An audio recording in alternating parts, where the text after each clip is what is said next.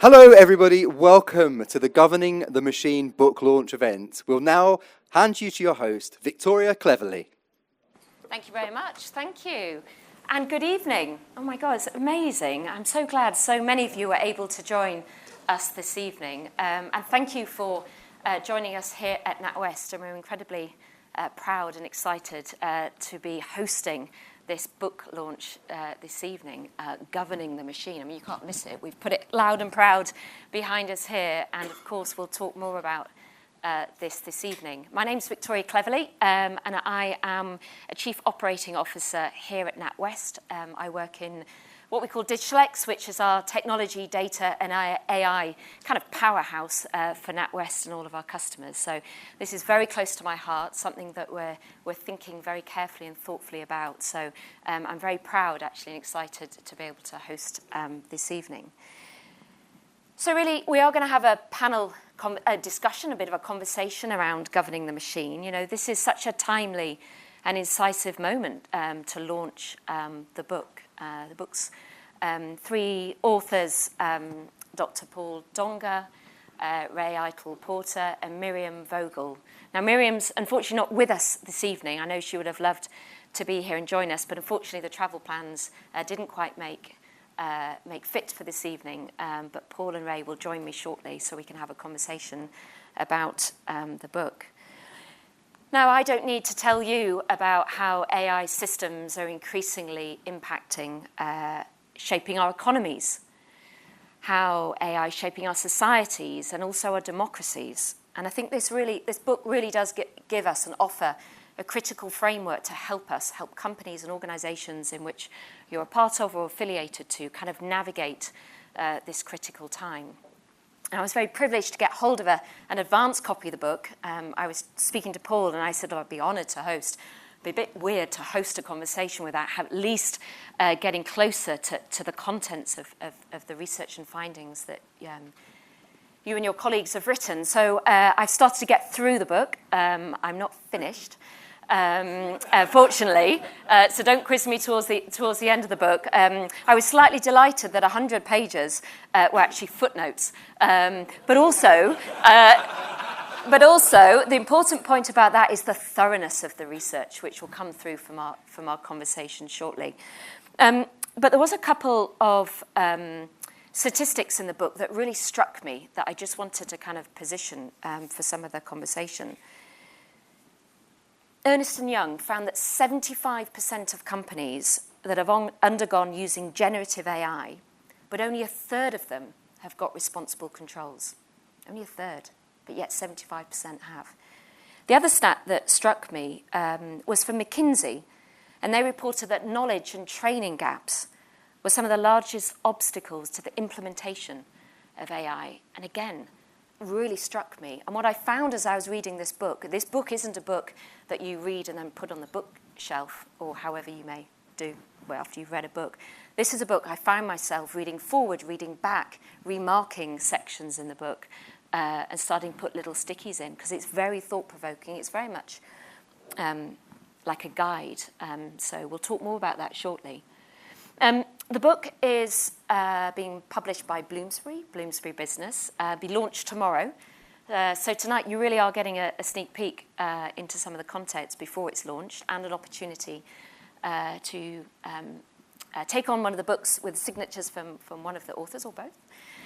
But we put this slide up earlier because I think this is really impressive. I mean, some of the names here who have put, full support to the contents of the research and findings. So you've got Reid Hoffman there, co-founder of LinkedIn, calling it the essential guidance for anyone navigating the promise around deploying AI. Stuart Russell, OBE from University of California, grounded, up to date, actionable. And there Arvind Krishna, chairman and CEO of IBM. And I learnt from Paul earlier today that I believe that everyone on the IBM, the executive team, have been asked to read that book. I mean, how astonishing and what a support for our authors here tonight. So let me just take a moment on the authors themselves. So Paul and Ray are with us here, and I'm going to invite them to join me here for the conversation in a second. But both Paul, Ray, and Miriam bring decades of thought, leadership, experience in data science, ethics, and public policy. So this book really is grounded in an awful lot of care and thought that really brings it to life for us. So for the next 20 minutes or so, we're going to have a conversation about some of the contents of the book to try and bring it to life. It'll be very social, very interactive, and then we're going to make sure we leave enough time, so I might call it, to make sure we leave enough time for then to turn the conversation around to everyone who's joined us this evening to ask either of the authors questions about either the book or indeed what's going on more broadly and some of their insights and thoughts.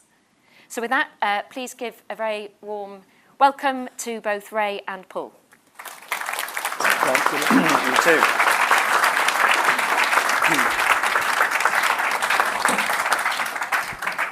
Brilliant. Thank you very much for joining me up here. Thank you. So I've got some questions here, which some are from the book that, as I said, I've been reading. So we'll just bounce them around a little bit, if that's okay, and try and get through as many as we can before we open up for a few more questions from the audience. So I think the first question, Paul, maybe I'll start with you first. I mean, why this book? Why Governing the Machine? But I think importantly, why now? Yeah, it was, I guess for me, it starts with a journey in AI that started back in the 90s when I completed my doctorate in AI, and it was a passion of mine. I enjoyed it so much. Unfortunately, there were no jobs in AI, right? So no one was going to pay you anything if you knew anything about AI. But I always had this hankering to want to go back to it. And then later in my career, someone said to me something about there are ethical risks of AI. I thought, hold on a minute, what does ethical mean? How is that possibly related to something in the computing field? And clearly, as I started to read more, I realized, okay, there is a problem here. There is a problem with the way these systems are built and architected and the way they operated. And at the same time, as I discovered that, I realized companies were struggling to understand how to cope with this new technology, how to really mitigate the downside and get the positives out of it. So I really felt when Ray asked me to join him in this project, it took me about a second to say, yes, let's just do this. Let's just get it out there. That's fantastic. That's how it started. Ray, what's your view on that as well? What inspired you? I mean, it was a similar journey in a way, in that I've been working in this space for probably sort of 8 or 10 years, and I had seen AI increasingly, increase in power as we went from more traditional AI to generative AI, and now you've got AI agents. But exactly as Paul said, companies hesitating to use it because they were nervous about it going wrong, and we've all, I'm sure, seen lots of examples of that, in the news. And that's when I thought, actually, it's time to try and put down my thoughts in a guidebook, as you kindly described it, really aiming to get a sort of practical guide for business leaders and indeed for the general public to sort of understand what approach one might take. And I started writing, and after a few months I thought, I really need someone deeply technical to do those parts of the book. And that's when I turned to Paul, and I figured we need to talk about the law. It's an important part of the book. And that's when I turned to Miriam as a qualified lawyer who also brought the US perspective. And what was fantastic was that both Paul and Miriam have worked in the responsible AI governance space for many years as well. So it was a really, for me, really rewarding dialogue and discussion and brainstorm as we went through the process. That's fantastic. Maybe just picking up on the word governance, because we've mentioned it a few times already.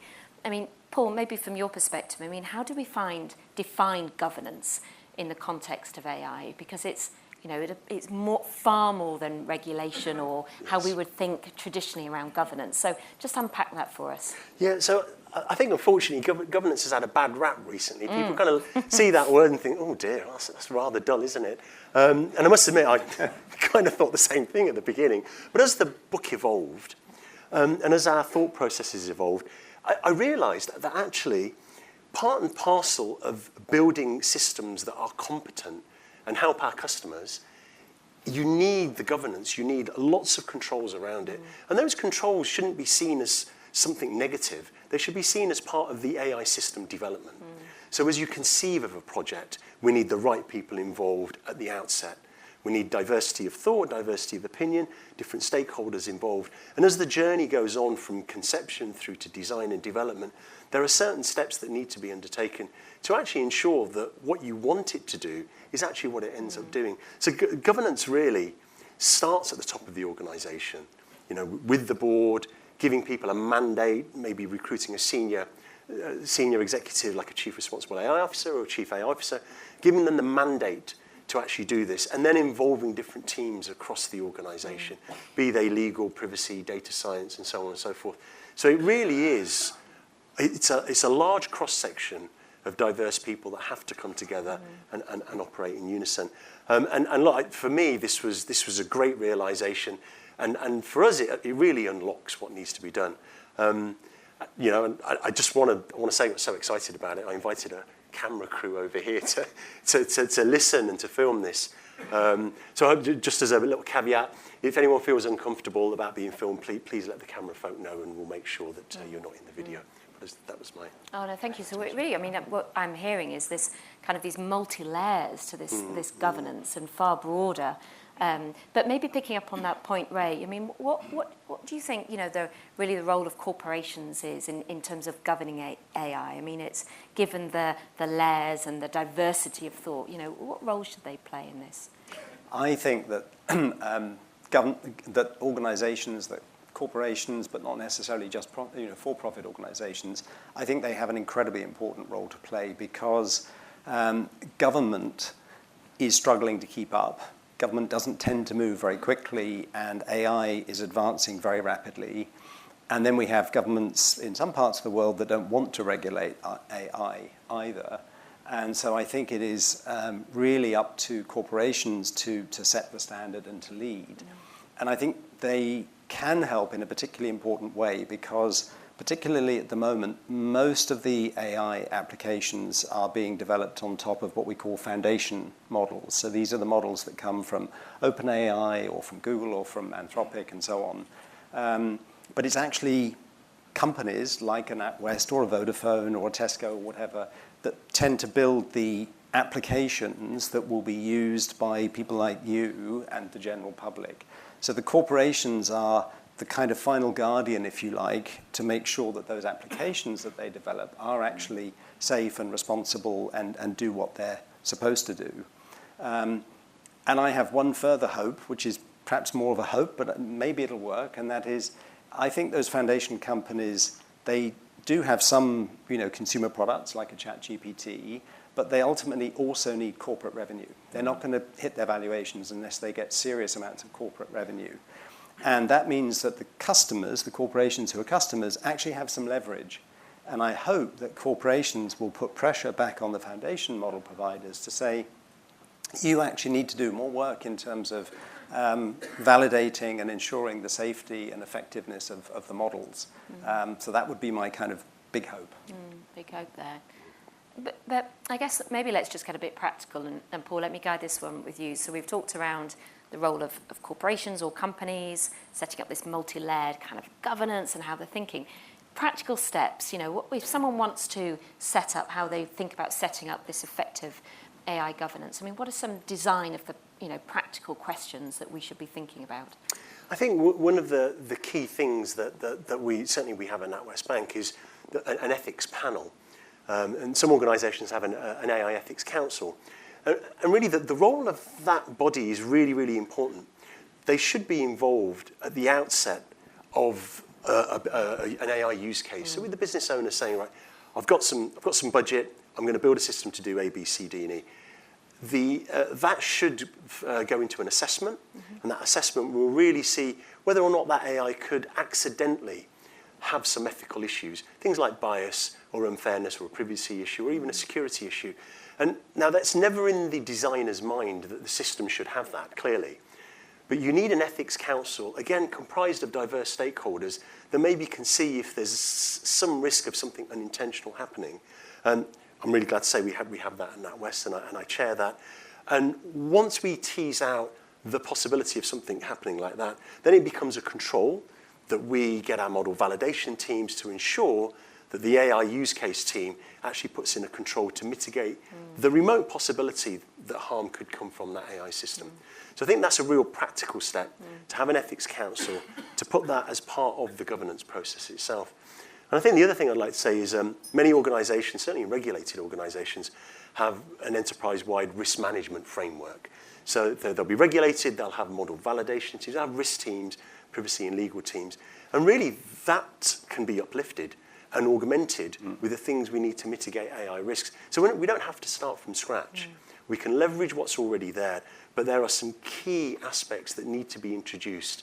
And some of those, as Ray has pointed out, is partly because AI models are non-deterministic, which is really quite strange that we should be so keen to build on a system that actually there's some doubt as to how that system might behave in practice, which is why it's really important that our technical teams as well, that they have controls in their model development lifecycle. And there are many technical tools out there at the moment.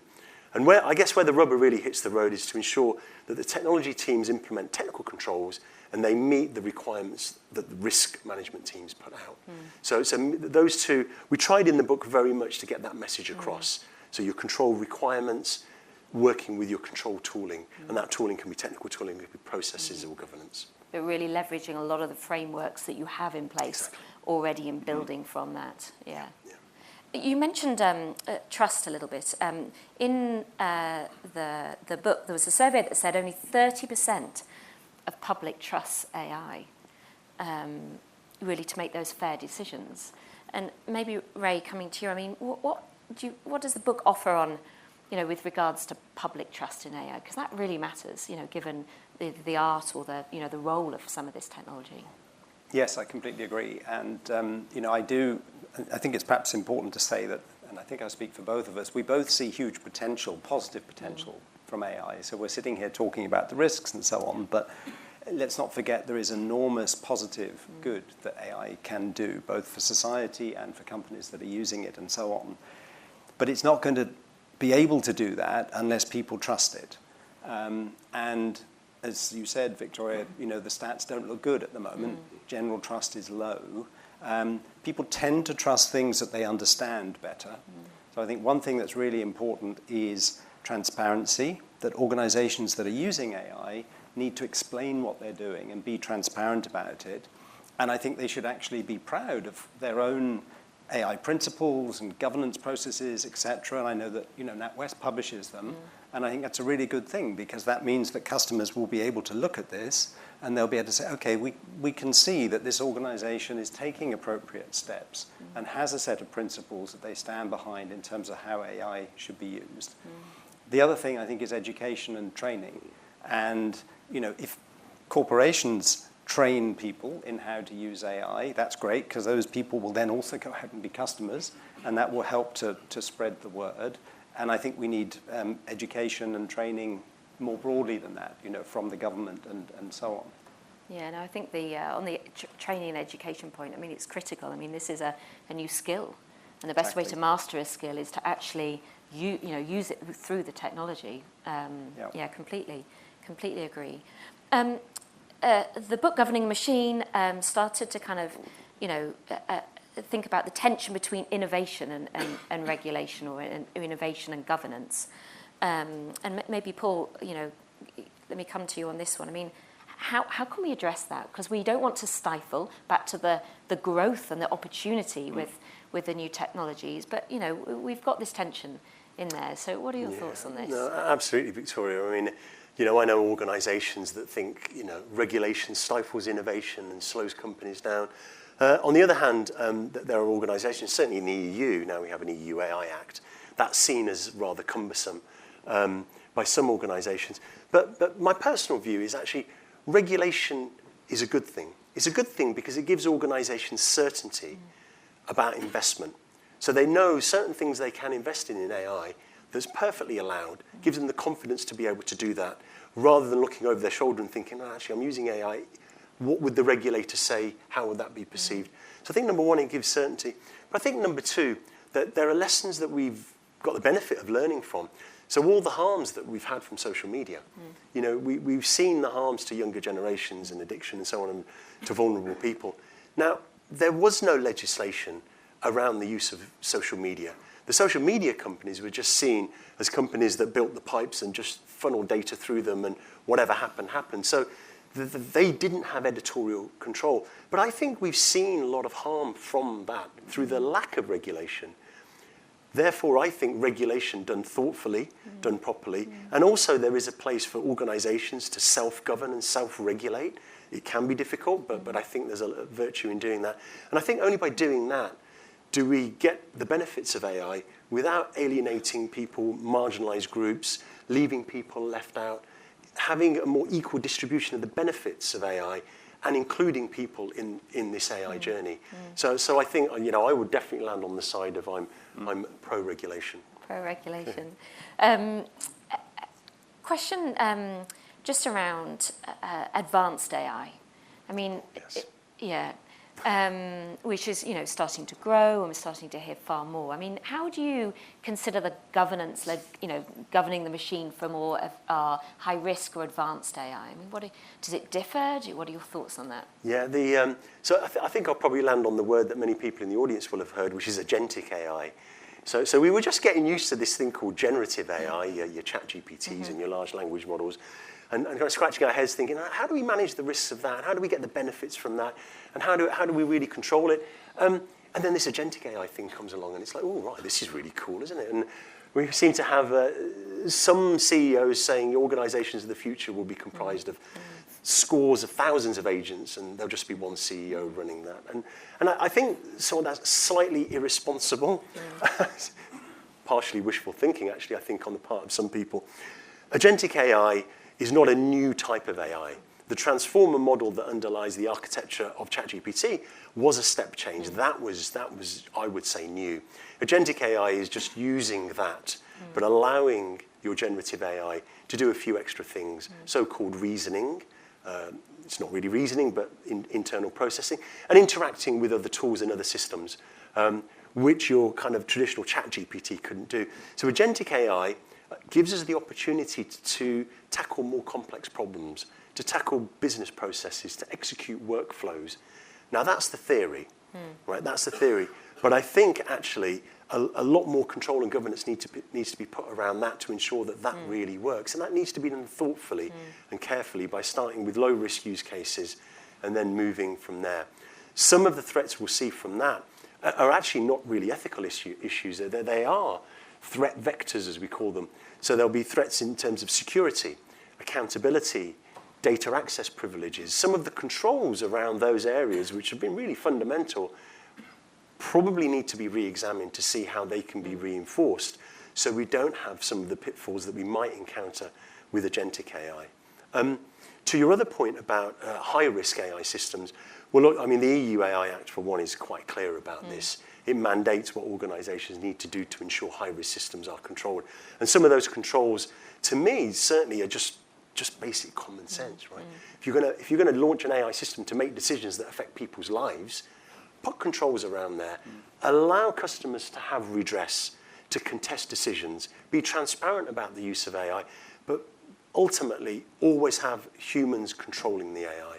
So we often refer to this as human in the loop or human in control. We go into it quite extensively in the book. So the gold standard is you must control that AI by having humans involved in decisions before those decisions are released and impact customers. That's brilliant. And I guess maybe, Ray, come to you. I mean, even just listening to you there, just share the answer to that question, Paul. I mean, the role of academia in this, it isn't all about the corporations. But, Ray, what's your thoughts about the role academia play? And you stressed a little bit about the learning and the education. What role does academia play in helping shape the governing around AI? Well, just on the education side, I mean, I think there is an important role for the educational world more generally to really think about how to use AI, and that's difficult right? Because we're seeing this in schools and universities, etc. People do want to use AI tools, ChatGPT and so forth.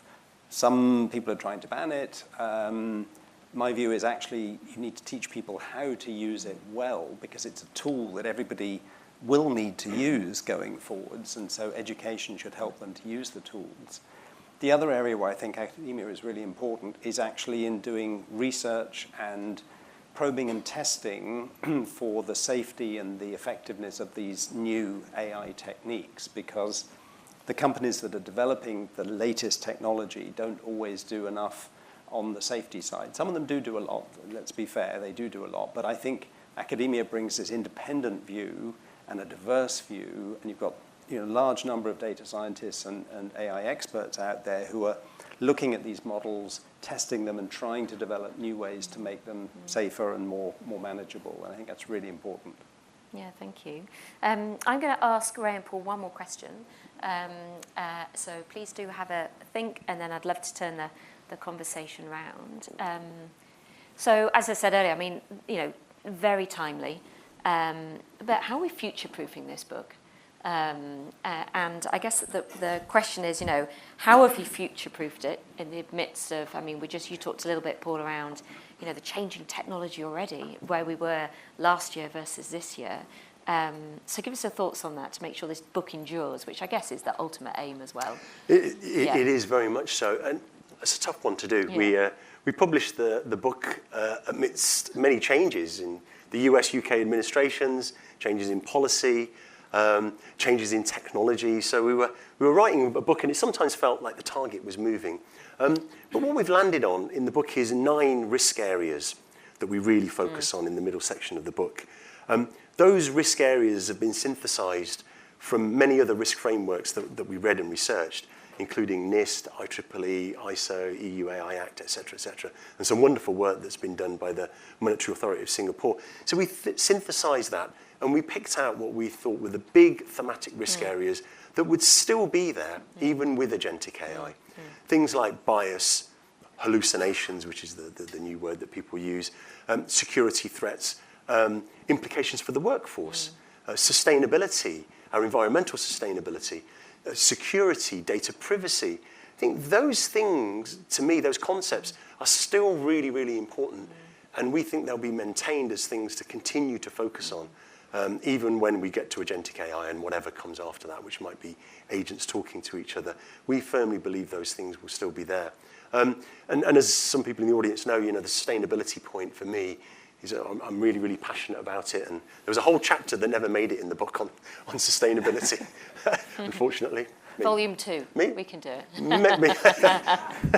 don't know about that. I'm not working full-time writing a book at the same time. Don't do that. I think, so we have some new issues that we have to grapple with. Yeah. There's lots of work being done on that. Yeah. There's work being done by different organizations. Some of the big tech companies, as Ray has pointed out, they are developing controls, they are developing tools. But ultimately, the central message in the book is we can do this.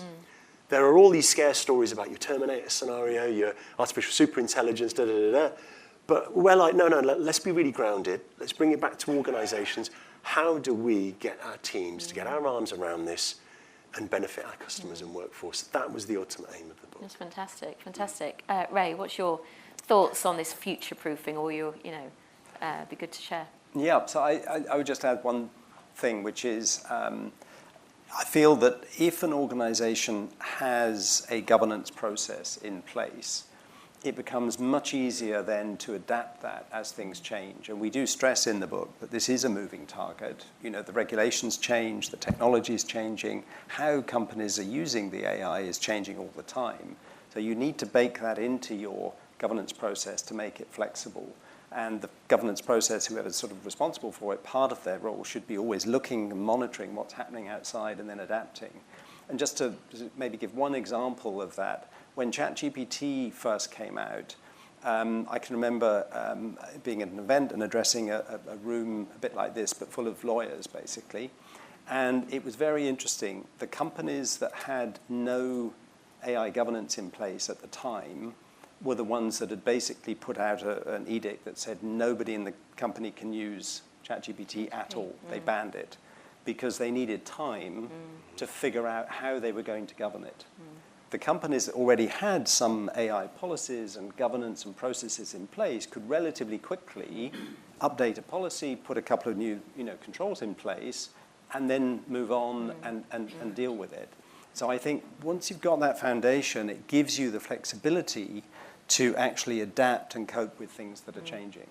Fantastic. Thank you. Thank you both for your answers to some of the questions. So look, we'd love to invite anyone to ask a question. There's bright lights here, so I see one at there the is. back, I Oh, think. some hands raising, and a couple of. No, good. The gentleman at the back, if you want to just introduce your name and then. Oh, there you go. Okay, we'll go there first. So I'm blinded by this light. Yes, Here. So sorry. The gentleman there, thank you. Hi there, I'm Brian from Informed Solutions. I was fascinated by your focus on human in the loop, and I couldn't agree more. I think it will be difficult to hold back the tide of temptation to hand over control to the AI because it's often cheaper than humans. Putting that aside for a moment, having previously worked in safety critical systems and automation, human in the loop is a complex thing to achieve because the human has to be competent enough to have situational awareness, to be able to intervene, to be able to detect risk. And how do you maintain that genuine human in the loop when AI is doing so much of the decision making and so much of the processing? Great question. Yeah, by all means. Yeah. It's a known problem. Using AI to make rapid decisions will be done at a pace that outpaces the ability of humans to really make the right, do the right validation and verification in real time. So in the book, we talk about human in control, human in the loop, human on the loop, and the differences between those. We acknowledge that some tooling is required to augment how humans do that extra validation and that extra step. Now, some of the technology for doing that is nascent, right? It's early stages. There is talk of using another LLM as a judge. That works, but only in certain scenarios. So I think you're right. I think we do run a risk there, and potentially an even wider risk of what we call automation bias, which is when the AI is quite good or good enough nearly all the time, there's a tendency to maybe not check so much. So there's that additional challenge. So the advice in the book is really when you roll out your AI, do it in a pace that's calibrated, so that your risk systems are able to keep pace with the AI, and only make decisions about removing human control in a very calibrated and very careful risk-managed way. And I don't think there's a textbook on that yet, right? But that's the journey. I think that's the journey organizations are going on. And that they have to fathom that and learn how to do that. I don't know, Ray, if there's... Great, thank you. There's a gentleman at There's the a back. couple here, definitely. Yeah, there's just the One gentleman over at the back, there. right at the back. Thank you. Mike Colcliffe, just an interested observer. Do you have some, what you might call scenarios of kind of a good future, a future that you expect, and what keeps you up at night thinking about the bad future? Oh, Paul passed me the poison. go. So that was Yeah. just sharing the joy, Ray.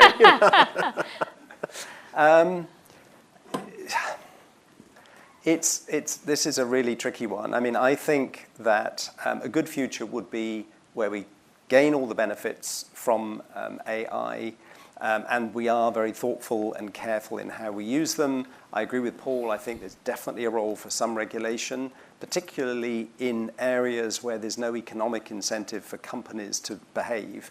So I'm thinking about things like threats to democracy, fake news, and many areas like this. There's no real reason why corporations, and we've seen this with social media, frankly, these are personal views, but I think there is important role for regulation. This may be a bit controversial as well, but there's a lot of talk about an AI bubble at the moment and whether the AI bubble will burst. In some ways, I kind of think it might not be a bad idea if it did deflate a bit, because it might give us time to actually catch up with the pace of AI development.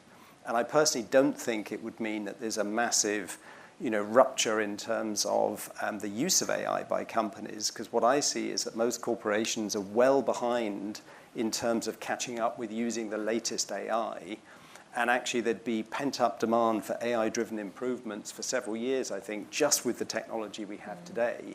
But maybe that would give us a pause that would then allow us to figure out rather more how to govern the AI. But that's personal opinion. Yeah, I mean, I'll even step in here. I mean, what keeps me awake at night is the fact that a lot of people think the human brain has been somewhat decoded in AI.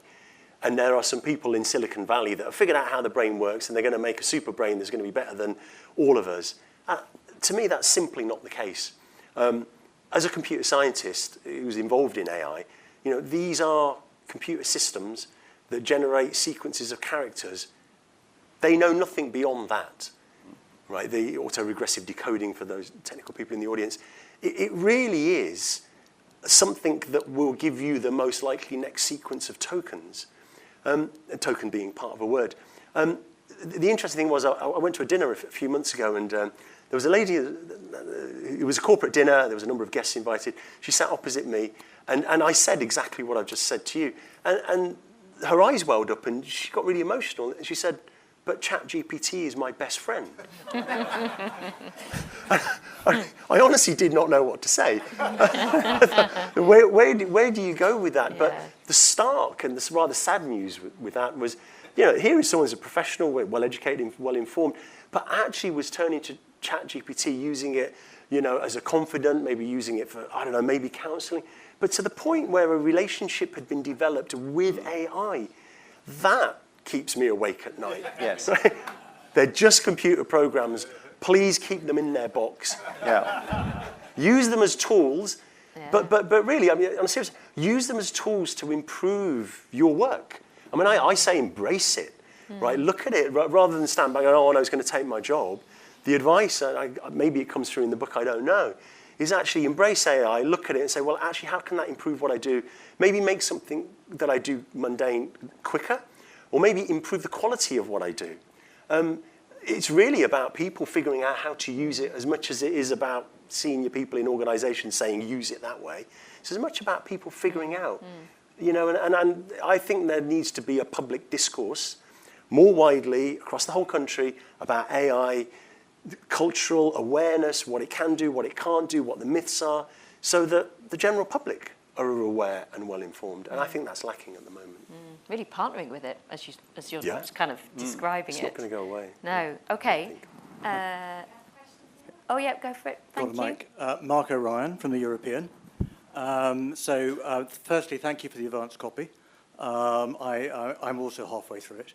I'll beat you. And that's just a timing issue, no comment on the content. So my question really is that I think what we're hearing a bit tonight is that this is really a leadership issue as much as it is a technology issue.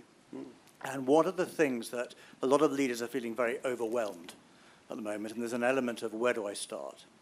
So perhaps bring to life for us a couple of things from the book that we could take back to organizations about how to start or how to get over that sense of inertia or overwhelm. Okay. So I think where I would actually start is finding the leader who wants to take this on, because it does need someone who really believes in the mission to take it on. And I don't think it matters too much whether that person comes out of a technical background or legal or an infosec background or whatever. I've seen it work, in different ways. That individual also has to have some budget, and they have to have enough political clout to get the rest of the organization behind them, because this has to be a cross-enterprise endeavor involving all those different departments and more, like HR and so on, that we just talked about. I think the next thing that I would do is actually to put in place an AI inventory, try and figure out where the organization is already using AI, what it's being used for, and then at the same time you need to put in place what we call in the book checkpoints. So identify those choke points, checkpoints in the flows of an organization, which will allow you to spot any new proposed use of AI, and insert at that point a question that says, basically, is what you're proposing, be this a third-party tool you're going to buy, or it's something that you're developing internally, is this going to use AI? If yes, then you ask a simple set of questions to say, is it high risk or low risk? If it's low risk, get on with it and don't worry about it. But if it's higher risk in terms of its potential impact, that's when you need to start doing detailed assessments. And obviously to do that, you need team with some training and so on, and to put the assessments in place. But that's where I would start, with that leadership and then the inventory and making sure you identify all uses of AI going forwards. Thank you. Thank you. For the next question? Yep. You just get a mic to the person at the front here. Okay, and then we'll come to you next. Yeah, thank you. Hi, Luis Lancos, Data Whisper. We build agentic AI, so wholehearted.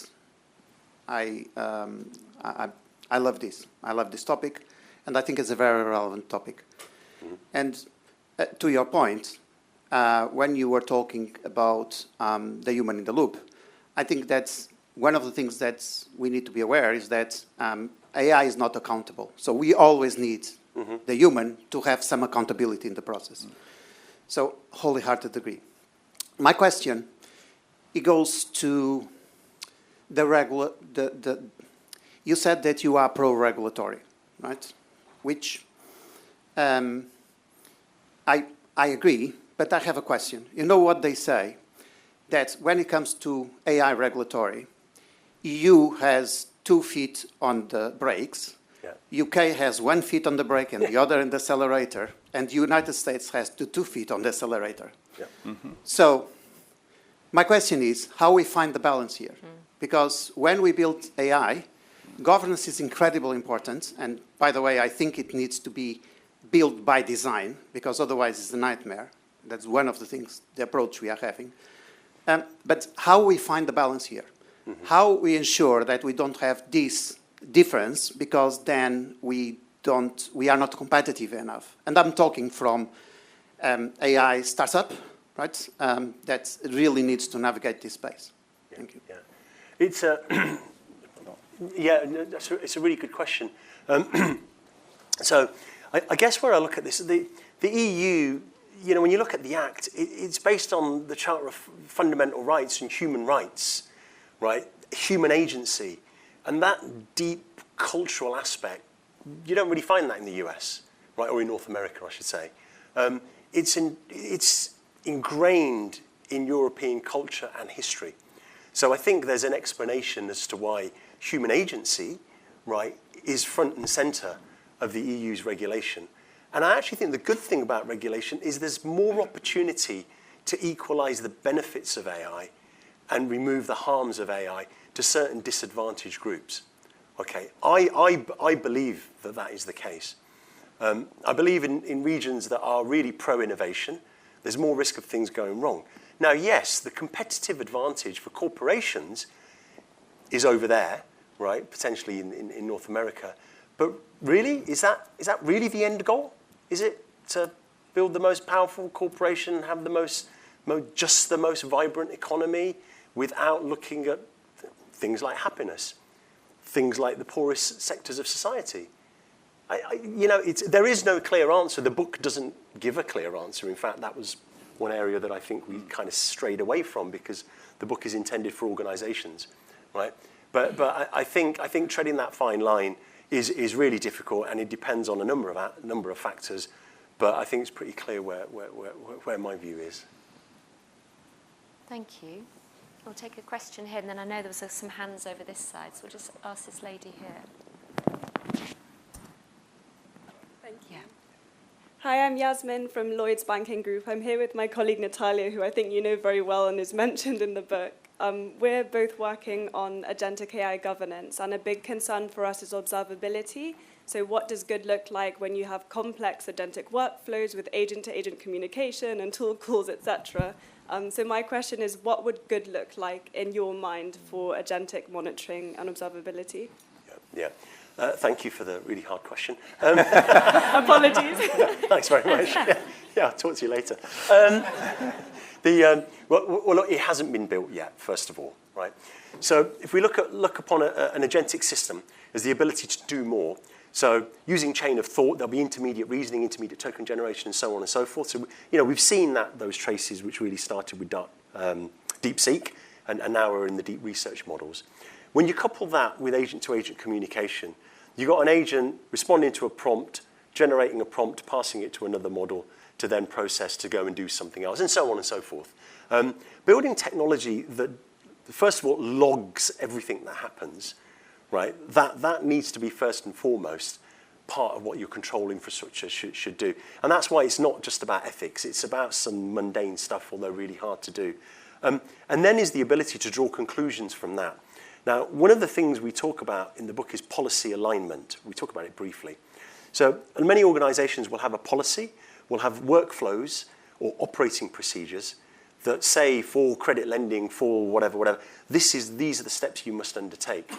The real exam question is in the multi-agent scenario, how do you assess whether or not the behavior of your models is going that way when it should be going that way? So policy alignment, I think, is the most important aspect to get right. It's kind of a specialization of the alignment problem, right, that Stuart Russell talks about, as you'll probably know. It's not there yet. It's not done. I mean, organizations are struggling with it. The non-deterministic nature of the models means that is the hardest thing to control. Now, Ray talked about the role of academia. I was at Imperial College earlier in the week. They're working on exactly this problem. So neurosymbolic AI, combining good old symbolic AI, which is the kind of stuff I did, right, with probabilistic models, that's showing some really good early signs as to how to do this alignment of ensuring that your models or your model architecture is aligned to policies. But it's an open question, and I think you'll probably know, right? There is no clear answer. And it's a journey we have to go on. And I think many organizations are working towards that. But the foundation model providers have to help, for sure. And I think academia needs to help as well. But ultimately, that's where we need to get to. So, yeah. Great question. Thank you. There's a couple of hands over here. If we could just get the mic over. Thank you. Have we got the mic there? That's great. Thank you very much. Thank you very much. Mark Ruston. I tend to work in a much more agricultural sector, which is not as far advanced as the finance sector, which is where many of you tend to operate.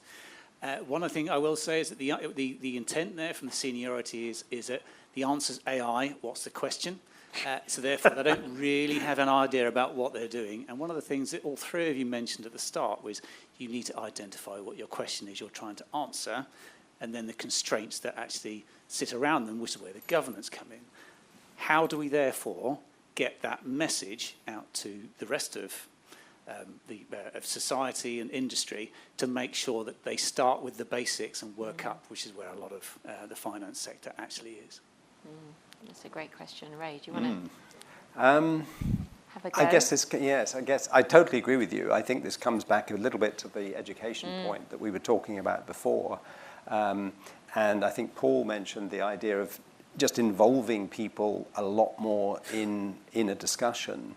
I think we should be, as a society, and potentially, encouraged or set up by government, there should be perhaps citizen assemblies and ways to involve people to raise the level of awareness and understanding, as well as introducing it into schools, because you're completely right. People need to understand where it's appropriate, where it can help, see the value, but also be kind of risk aware. I worked with the Alan Turing Institute, for example, on a course which is freely available online for how you spot AI risk. And one of the things we did was we developed a number of different stories, essentially, of a particular organization that's thinking about using AI to do something new. And then it's a sort of open question to whoever's doing it, can you spot where it might go wrong, what the risks might be? I think those kinds of scenarios could be helpful in getting people to understand what can be done and should be done and shouldn't be done. Yeah. I think just to add to that, Mark, thank you for the question. There is a bit of FOMO out there, isn't there? Yeah, every organisation should have an AI strategy. Where's our AI strategy? I need one. Everyone else has got one. It's a little bit dangerous, right? So I kind of agree with your sentiment. The way I would answer that question is every organisation needs to look at its purpose and its value and its core principles, why it exists, and the customers it serves, and say, where can AI help me achieve the things that I set out in my vision and so on and principles? That's really the question. So I think identifying the problem through that way, it's very tempting to just say, oh, AI will give me efficiencies. I've got lots of processes here. It's all to do with data, and I'll just use AI for, sorting, filtering, searching, summarizing, copying, and all that kind of thing. Yes, that has a place, right? That has a place. But in my view, that shouldn't be the ultimate aim of a use case. That should not be the end goal and the end purpose. I think it's not in the book, but the obsession with making everything more and more efficient, I think we should also look at that and say, look, there are certain things that we shouldn't make any more efficient. And one of the things certainly we've talked about at NatWest is, look, we could use AI for programming, right, for coding, right? Now we hear all these great stories about our code co-pilots being fantastic. You won't need people programming. Well, actually, you kind of should keep engineers and data scientists and programmers in your organization through different levels of seniority, even though you don't need them the whole time. Because when something goes wrong, those hundreds of thousands of lines that AI co-pilot produced, who is there to understand how all of that stuff worked?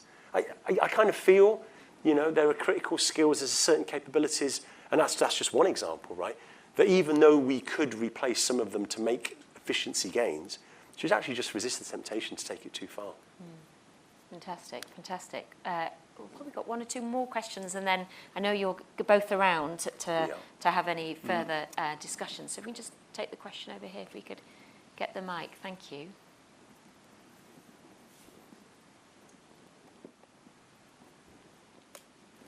Hi. First of all, thank you so much. This is really a brilliant session. Lorraine von Moltke, I am at the Aspen Institute, UK, and I have a question that does have to do with sustainability, and maybe that is governing the machine 2.0. But the data centers, as far as I understand, use enormous amounts of water and energy. And my question really is for corporations, organizations looking at governing AI, whether there should be a part of that governance which actually measures the impact, sort of like ESG, that says, okay, it's going to cost this much water, this much power for our organization to power that AI. So to be aware of that and also transparent and accounting for that. Shall I? Yeah. Look, I couldn't agree more. That's the chapter that never made its way into the book. I think it's something I feel really passionate about. So look, yes, everyone's aware that data centers are being created every week, right? And the UK signed a massive deal with some big tech companies only a couple of weeks ago. So data center build out, so that depletes water resources, is a strain on the grid, and some of those data centers that are supplied by fossil fuel energy sources, clearly there's greenhouse gas emissions there. So yes, standing back, it really looks like we're on a collision course with environmental sustainability, right? Left unchecked. But there are things that organizations are doing, right? NVIDIA are actually condensing, you look at an NVIDIA chip now, that was half a data center, right? It's kind of on a chip now. There was networking gear and all. All of that's being condensed. Network architectures are becoming more efficient. There's quantization of models. There's certain techniques to reduce models. I'm a big supporter of small models. A large part of processing in large transform models is completely redundant. It's absolutely ridiculous. So there are many ways. Sparse models is the other big thing that's come up recently. So there are techniques, both technical, software and hardware, that's reducing the strain on data centers. But if I answered your question properly, I would say personally, I think every organization should measure its impact on the environment from its use of AI. Quite simply, they should. Just as we recycle plastic bags and we take steps as individuals in terms of sustainability, I think organizations should measure that and disclose potentially. Now, it's not a bad thing. There are organizations that offset as well. So there are steps we can take, and I don't know if Mark's in the audience. Mark would answer this. Mark from Positive Cloud would answer this question properly. There are certain steps we can take towards ensuring that we minimize our impact. Having smaller prompts, not using massive context windows, and there's a lot of stuff that people don't actually realize the strain they're putting on data centers from really just lazy prompting, really.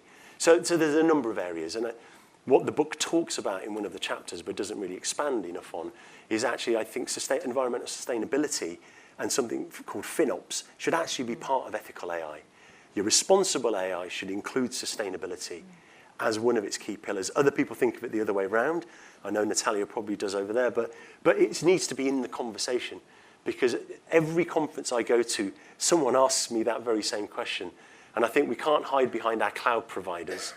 Our cloud providers actually could do a lot better job of disclosing the impact that we have on data centers. And I think we should lobby those cloud providers and say, look, guys, you need to provide us better numbers on our usage, because we can't disclose our usage without having metrics from you guys. So work to do. Great answer. Thank you. Just one more question. I think there was another hand up over here. Yes. Thank you. You take the last question. Thank you so much. Hello, Caroline Gorski, ex of Rolls-Royce. I was really taken by the comments you made earlier, Paul, about diversity of participation in governance processes. And I suppose for me, some of the things that we are engaging with here are creating a massive potential social economic shift. How are we including, or how should companies include, the voices of customers and the voices of employees about the changes that are actually happening to the lives that they live in the governance debate? It's a big question to finish on. That is Who's quite gonna... a humdinger, that one, isn't it? It is. But luckily you guys are answering, not me. Yeah. So okay, I'll make a stab at it. Ethics panel. I think do you want to? Yeah. Do you want to, look, I talked about the diversity in the ethics panel, and it's not just diversity of gender. It's diversity of thought, right? It's diversity of opinion. I think that's really crucial, not only in the ethics panel, but actually in data science as a discipline, right, as a whole.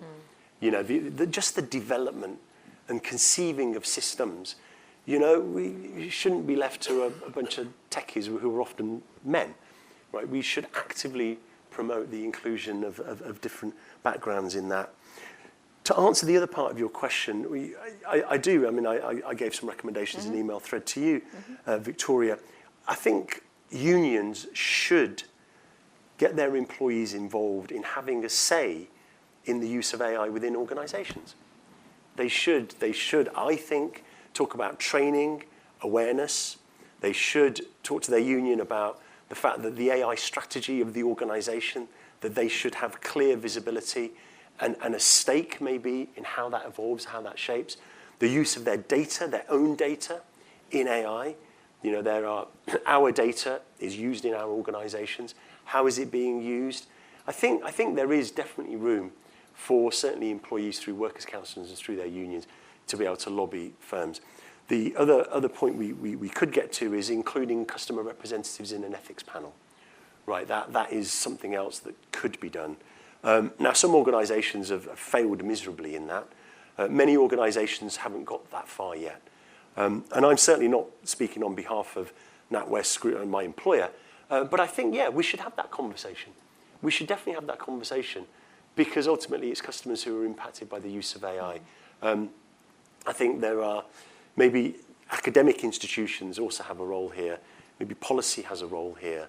So I think, back to Ray's point, governments and maybe our regulators should really step in here and have a voice and an opinion. And I really can't wait for the FCA and our regulators to come forward with that pro-innovation approach that was alluded to in the government's 2023 paper, I think it was, which for some reason we haven't got there. That's a long-winded way of saying generally I agree with you, and maybe let's do it thoughtfully. Can I just add one thing? So there's a book called AI Needs You, which one of the chapters talks about the Warnock Commission. And when the UK was considering whether or not to allow IVF and what level of embryo research would be acceptable, they set up a royal commission that lasted under Baroness Warnock, and it lasted for several years. And the Baroness and the team involved a lot of the general public in that, as well as the scientists, because it was a little bit like this situation. There's no right answer, but the key was actually getting the public and the scientists and people on board. And I think as we move to a world where personally I think AI is going to have a huge impact on work and on society, I think we need something like that that actually tries to really involve the general public to get more of a consensus about what kind of a society we want to live in. And that might also then give the sort of power and the mandate to regulate in the areas where it might be needed. Thank you. Great question to end on. I know there's a number of you who didn't get the opportunity to ask the question, but Ray and Paul are around for a little bit with regards to the book, so please do reach out and ask the question, or if not, I'm sure there's a way we can facilitate any further questions and discussion. But I mean, that was a pretty rich whistle-stop tour of a lot of hard work and labour, and it sounds like not everything made it into the published version, so there's more to go at. But I guess it, for me, is just even listening to you both answer the questions is really around, you know, what kind of society do we want AI to actually be building? You know, and even just listening to you is thinking, okay, if we, you know, hold it up and think of it as a mirror to replicate, it's going to replicate our biases. Potentially. If we think of it as a tool, it's just going to replicate our intentions, really. But really we need to partner with AI, and if we're going to govern it, we govern it with the humility and the courage and the inquisitiveness and curiousness that I guess some of your points were alluding to. But interestingly, I guess the AI is learning about us, from us as we're going, and I guess the question I sort of leave myself with in my head as I've got halfway through the book, will finish in the next couple of weeks, really is around, but importantly, what do we want to teach the AI? And I think that comes back to a lot of this human in the loop and the different sort of variations of that. So lots of questions I'm sure you've all got, and it's certainly been a fantastic and thoughtful discussion. Congratulations. Again, on Anta Miriam, who's not able to join. It launches tomorrow, and I wish you all the success with taking the contents of the book forward. Please give Paul and Ray a round of applause. Thank you. Thank you. Thank you. Thank you. Thank you.